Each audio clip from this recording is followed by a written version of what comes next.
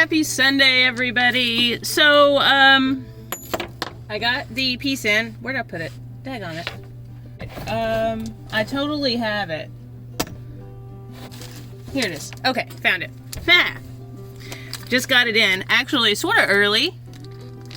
After my other video came out, though, so I didn't have time to, like, put it in and edit it into that one. But here's the part 2, I guess, where I got the new atomizer. So this is the tool. You can get it on Amazon. But yeah, this is gonna push it down. You can sort of see what I'm doing. I wish I could get you above it, but... Alright, so we're gonna...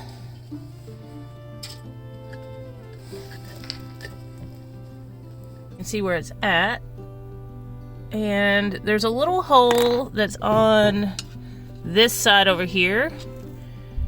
And I can't see it yet, which means it's still too high. So I'm gonna push it down a little bit more. Boom, boom, boom. Alright, glow plug time. Okay, so you want to start this off by hand. Because this is ceramic, it's really fragile. So you just want to delicately put it down in there. You want to make sure not to put any pressure on these lower pieces.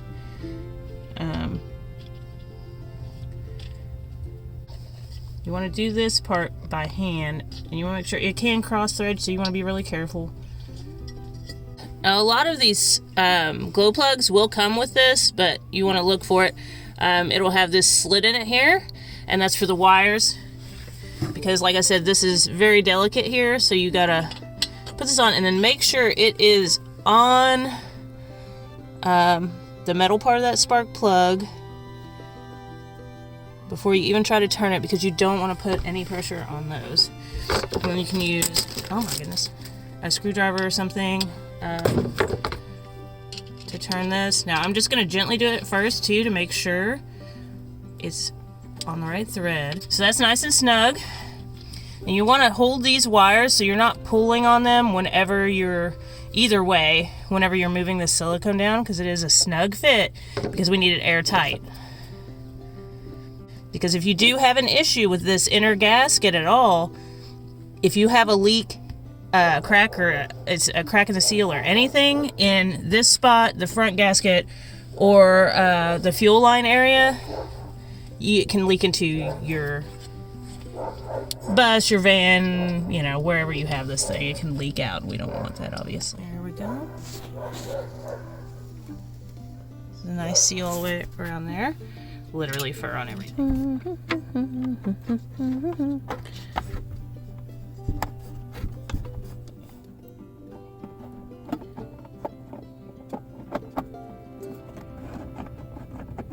Well, hello, I'm back. So I put the fuse back in. And let me see if you can see this. So now it's coming up with an error 9 message. So the error 9 message is going to be an issue with a wire. So it's some kind of like a communication issue with the wire. Typically the thermostat, but yeah. So I've got to take the cover back off, and we're gonna have a look. Those look fine right there, unless it's on the underside of it. I'm gonna check the ones underneath of this computer plate, and we're gonna have a look there and see what those look like. So this one looks a little wonky, like it's came out, so I'm gonna go ahead, remove this, and then we're gonna try to get a tighter fit in there and then see if the error code disappears. It's still Sunday night. I decided I was going to go ahead and try to figure out the diesel heater, and I don't know if the last one, I can't remember what the last video clip was, but I got a, when I turned it back on, I got an error 9 message. I think that's where I left off with you. So, I checked all my wires, because it's usually some kind of signal issue. So, checked all my wires and everything, and there was one in the thermostat. Super tiny thin wires, those are. And it had a bad connection. It wasn't making full contact, so I decided to check that out. I managed to get that piece out, strip some new wire, which took forever because it's so thin. It's really easy to like mess up the wires. And I got that in, I secured it where it made a good connection. Turned the heater on again, came up again with that message. So I was like, okay, it's still something. So I ended up checking the other ones also. I noticed a few of those, because, you know, the little thin wires go into like a metal piece that then goes into the white connector that pops in. And they were, like, a few of them were a little loose. They're not made very well, to be honest. And so I just secured all of those, made sure they had a good connection, everything, and I was like, sweet. I turned it back on. Error 10 message again. So I looked up what all could it be, you know, because the error 10 is, I don't know why I have this on still. The error 10 has so many different things it can be. The fan can cause the issue if it's not turning correctly. It could be an issue with air, not enough air fuel mixture, like it has to be just the right amount. I checked the exhaust again. I re-secured that. I checked the fuel lines. I found out that my fuel pump was turned a bit from the angle that it should be, so I went ahead and I fixed that as well. I shortened the fuel line because sometimes they say, you know, if it's too long. I still have an error 10 message. The only thing that I haven't done tonight that somebody said was like, well, I think they said that it ended up not being that, but they thought it could be because the fuel pump was dirty or something. So if you can clean the fuel pump, depending on what kind you have, which I probably don't have, I haven't looked, but I probably don't have the kind that you can clean easily by yourself, just knowing my luck. I really wanted to get it going tonight, and I really thought I could, and after I saw the fuel pump was moved, I was like, oh, this has got to be it, you know? Fixed it, shortened the lines, like, since tomorrow's Monday, that was supposed to be my, like, cleaning up, getting ready to leave day. Good morning, everyone. So, my plan today is to take the, let me show you, to take the fuel pump off and the fuel filter, and then I'm just gonna have a look, because this was angled down a bit more, where it had moved like this. It only came with like one hole for a screw, and I guess over time driving and everything, it just sort of shifted. So there could be an issue with this. I don't even know if I can take that apart yet or not. I won't know until I remove it. But I'm also going to remove that filter and take a look at that, maybe clean that out as well. So that's what I'm getting ready to do. How am I gonna, I didn't think this part through. This is too tall for that hose. Oh, I didn't think that far ahead, guys. Do I have anything nearby? Do I have any freaking clamps nearby? You guys can't see me struggling over here, but I'm struggling because it's a tiny little space. Oh my God. Oh.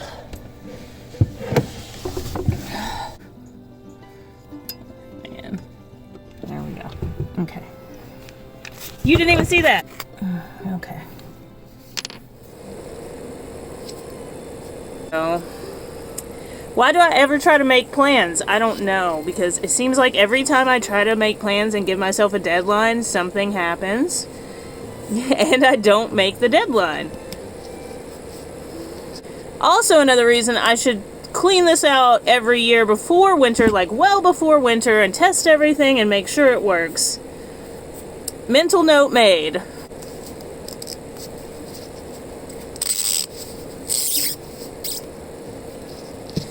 Some of these I see have like, and just as I thought, I don't think I can take this apart. Because the ones that you can, usually right here, there'll be a hex bolt or something, or a hex nut that you can unscrew.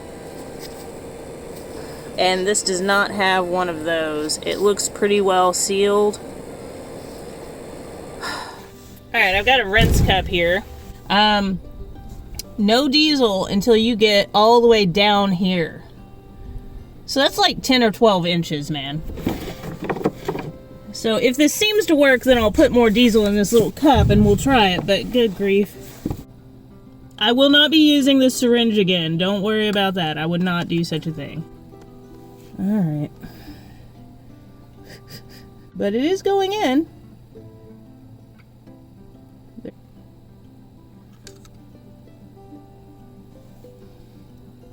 might have to just catch up with you after I get this thing filled up, because this is going to take a hot minute. All right, so I did it. Now, there is a key. If you do end up trying this, I'm not a professional. I hope everybody is aware of that by now. If you've seen these videos, you know I'm not a professional. But, so we did it, and I don't see any air here. I still have to look underneath.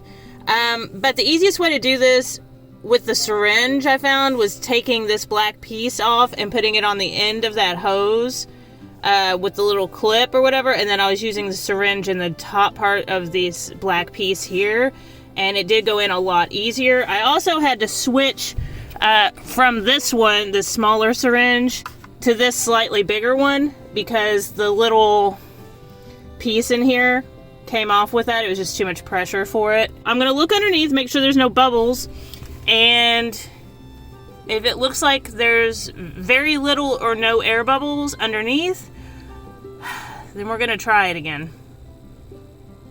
Let's get to it. I'm not seeing any air bubbles, which is good. All right, let's try it out.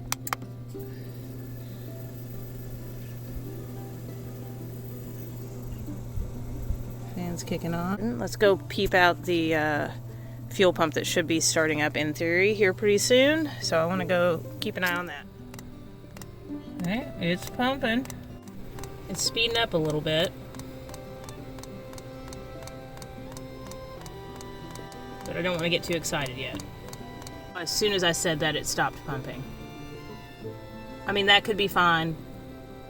I don't know, I've got to go check, see if there's an error. Hear it, but the fuel pump just kicked back on.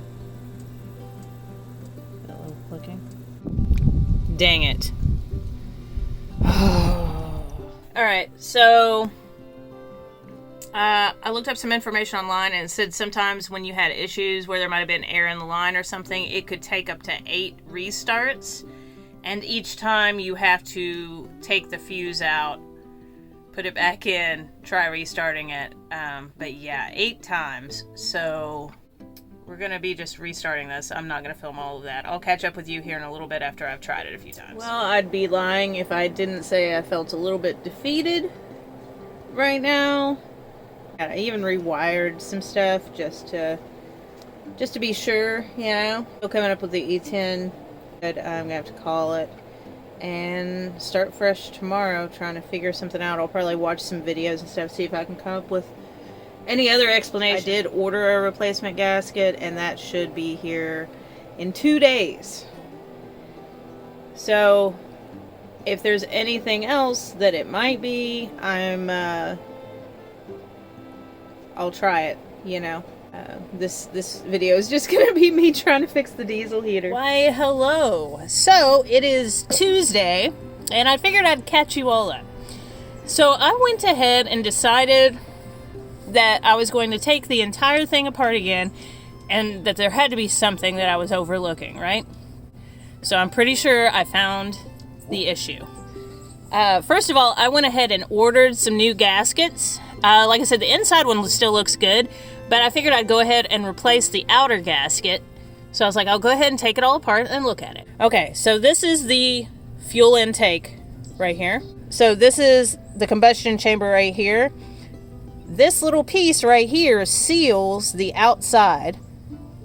So the fuel comes in here, and then the air comes in and it goes into this chamber here, which helps ignite. This guy right here, when I was looking at it before I slid this whole combustion chamber out, I was making sure that this was flush. Well, then I looked at this. I made it flush, and there was a tiny, tiny gap in it. And this little outer piece, ignore this chip, I did that. But this outer piece, you can see here, I hope this is focusing, how it goes inward. So this front piece had like caved sort of down and in a little bit. So there was a tiny little gap, like about, smaller than that, but enough where the amount of pressure from the air wasn't staying at the pressure that it needed to, because it was coming out through this little gap. Plenty of fuel getting to it. The issue had to be with air. because all the wires and everything were good. So anyway, I ordered this piece. It's going to be in 2 days. So Thursday, Friday at the latest. I'm happy that I'm like pretty flipping sure, because this makes sense. Sorry about this light. I'll just sort of, I don't know, there's no way to do it. You can't see me otherwise. I'll try not to look it directly at you. It's 7 o'clock on Thursday night, and my orders just came in. So I got a new silicone piece for the base, and I also got my piece that's going to go over. Yeah. So I got that new piece, but these are the correct ones for the front and the back. But they are, you know, the cheaper sort of paper, flimsy. Now I get to put it back together and turn it on. So I think you've seen me take it apart and put it back together enough times that you know what's up. But yeah, let's get to it. All right, everyone. So we got it hooked up and everything's replaced. So now it's the moment of truth. I'm gonna go put the fuse back in, and then we're gonna try to start it up, guys. Why am I nervous? Oh man, let's go do this. I love you. I know. You gotta wait a minute, baby. You gotta wait. I can't test my diesel heater tonight because my batteries are at 12.84 because it's been cloudy as crap and storming for the last few days. 12.84 is like 70%, or not 70%, I wish, 20%. Yeah, won't be able to test the diesel heater until tomorrow when the sun comes up for a little bit.